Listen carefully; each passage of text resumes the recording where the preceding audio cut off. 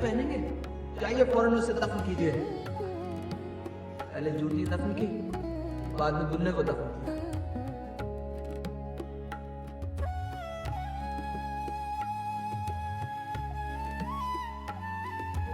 عنایت بھیا جلندھر سے آ گئے اور تم ہاکی کھیل کے گارمنٹ انٹر کالج سے.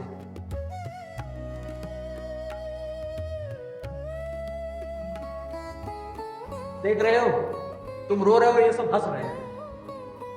تمہیں تو توفیق کوئی نہیں کہ دنیا کے انتقال کے خلاف. نمسکار، آداب. میرا نام وشنو شرما ہے اور میں 1947 اور الزائمرز کے مرکزی اور واحد کردار غضنفر حسین صاحب کا رول ادا کر رہا ہوں، جو کہ ایک 75-80 سال کے بزرگوار ہیں اور جن کی رہائش ہندوستان کے بستی شہر کی ہے جو اتر پردیش میں پڑتا ہے. انہوں نے 1947 میں ہوئی ہندوستان کی تقسیم کو اپنی آنکھوں سے دیکھا اور اس کے متعلق جو واقعات تھے ان پہ ان کی کیا نظریات تھی، وہ یہ ڈرامہ بہت ہی طنز و مزہ انداز میں بتانے کی کوشش کرتا ہے.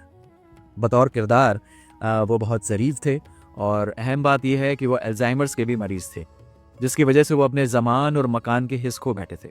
مثلا کسی زمانے کا قصہ وہ کسی اور زمانے سے جوڑ دیتے تھے، یا پھر پورے ڈرامے میں وہ اپنے سالے صاحب سے مخاطب ہیں جن کا انتقال 4 سال پہلے ہو چکا ہے. تو یہ ڈرامہ اس سنجیدہ موضوع کو ایک نئے تناظر میں دیکھنے اور اس کو ایک مزاحیہ انداز میں بیان کرنے کی کوشش ہے. آپ اپنے پریوار اور دوستوں کے ساتھ یہ ڈرامہ دیکھنے ضرور آئیے اور مجھے پوری امید ہے کہ آپ کو یہ ڈرامہ بہت پسند آئے گا. آپ کا انتظار رہے گا. بہت بہت شکریہ. خواتین و حضرات، آداب. میں سعید عالم عرض کر رہا ہوں. کینیڈا مسیساگا میں اگست کی مختلف تاریخوں میں ایک عدد ڈرامہ پیش کیا جائے گا جس کا عنوان ہے 1947 اور الزائمرز. اور میں مسیساگا سے ہزاروں میل دور ہندوستان کے ایک چھوٹے سے شہر بستی میں بیٹھا آپ سے مخاطب ہوں. یہ مزاحیہ ڈرامہ ہے، ضرورت سے زیادہ مزاحیہ ڈرامہ ہے، گو کہ میں خاصی سنجیدہ گفتگو کر رہا ہوں.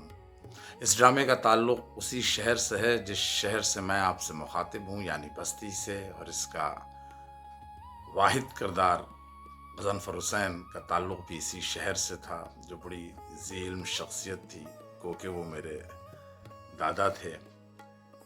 میں علم سیاسیات کا طالب علم رہا اور ظاہر ہے کہ ہندوستان کے بٹوارے کے بارے میں بھی پڑھنا پڑا طالب علم ہونے کے ناطے.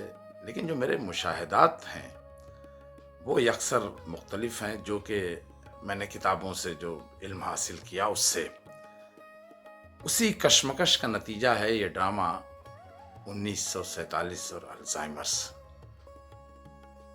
آپ اگر دوران ڈرامہ اس کے مزاح سے محظوظ ہوتے رہے اور ڈرامے کے بعد اس کا جو موضوع ہے اس پہ غور فکر کرتے رہے تو یہ میری کامیابی کا ضامن ہوگا.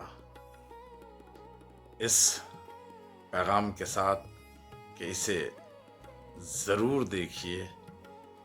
ایک مختلف نوعیت کا ڈرامہ ہے، مزاح اور سنجیدگی سے بھرپور. اجازت دیجیے. خدا حافظ.